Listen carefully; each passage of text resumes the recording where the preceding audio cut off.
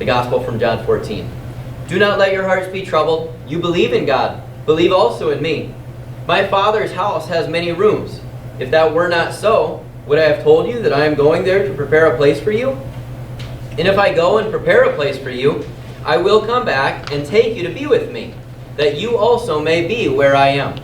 You know the way to the place where I am going. Thomas said to him, Lord, we don't know where you're going, so how can we know the way? Jesus answered, I am the way, and the truth, and the life. No one comes to the Father except through me. If you really know me, you will know my Father as well.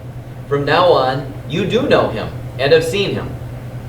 Philip said, Lord, show us the Father, and that will be enough for us.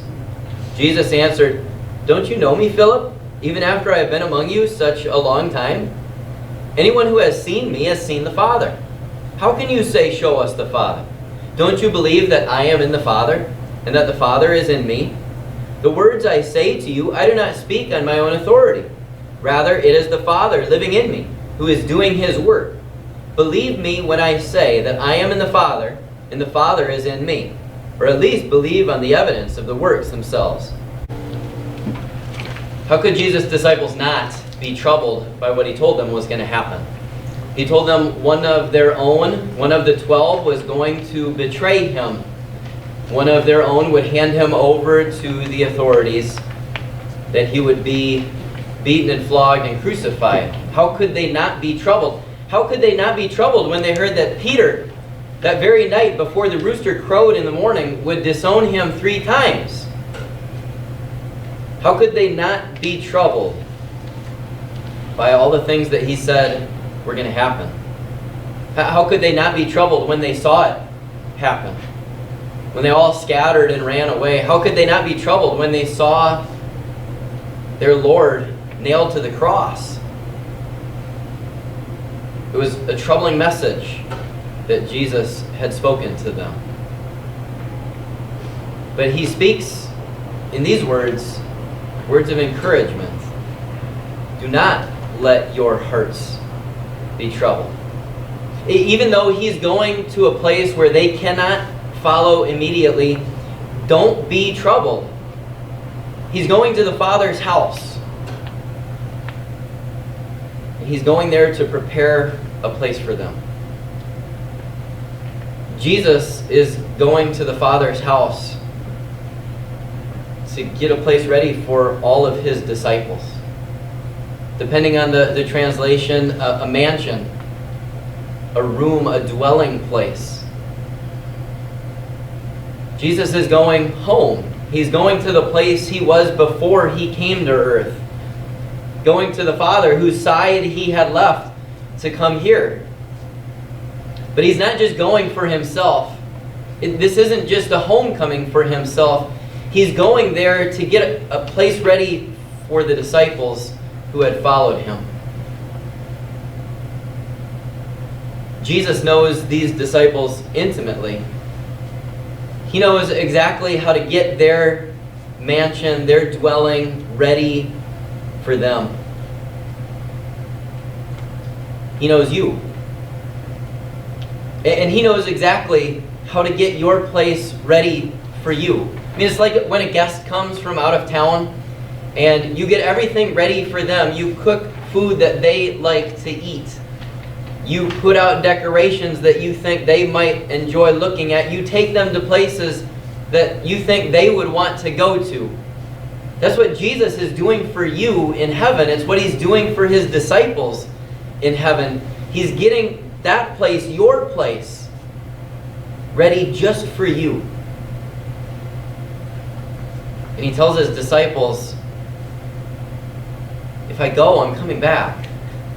If I get a place ready for you, I'm going to come back and get you.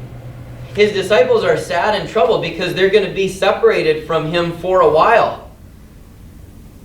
But that separation is only going to be temporary. Because he's going to come back and bring them to the place that he's getting ready just for them. And he's going to come back and take you to the place that he's getting ready just for you. You can't even imagine. You can't even conceive what Jesus is getting ready just for you. Jesus tells his disciples, you know the way to the place where I'm going. And you have to appreciate Thomas's honest response. We don't know where you're going. So how can we know the way? The disciples, they don't understand everything that's going on. The disciples do not understand everything that Jesus is telling them. Jesus promises them later that he's going to pour out the Holy Spirit on them in a special way, and that the Spirit will teach them everything and remind them of everything that he had said. That's going to happen on Pentecost. But the disciples right now, their understanding is limited. And the things that Jesus says, some of the things, maybe even many of the things that Jesus says are going right over their heads. And so Thomas says, we don't understand. We don't know. We don't know where you're going. And so if we don't know the destination, how can we know how to get there? There's a lot of people in life who don't know the destination. They maybe think of the destination next week, or the destination in a couple months down the road, or the destination a couple years down the road, or maybe they even look decades down the road. Destination, big destinations in life, like marriage or retirement, or a vacation or a trip, or a career change. They look at those things. They look at those milestones, but there are not, I don't think, a lot of people who are looking all the way down to the road to the final destination. I don't think there's a lot of people in life whose focus is the end, who are moving in that direction. There's a lot of people in life, if you ask them, where are you going when your life here is over? There's a lot of people who would not be certain about the answer to that question. And if they're not certain, that means they're not moving in that direction, doesn't it? That so many people are okay just being directionless when it comes to the end of their life. Paul talks about it like a ship on the sea, just tossed around by every wave that comes its way. The world is headed toward a direction, as we talked about at the very beginning. The direction the world is headed to is hell. The direction the world is headed to is fire. And so those who are directionless, those who are floating around in the world, who are just being carried along by the world, that's their destination too. Where are you headed? We know. We know the destination. We know where we're going. But isn't it easy to lose focus on that? Isn't it easy to be distracted? I know I am. By worldly things that come up. And instead of looking at the ultimate destination, the worldly thing looms large right in front of me. The destination's in the background, right? And the worldly thing is right here, right in front of my face. And it can be very distracting. It can cause us to take side roads.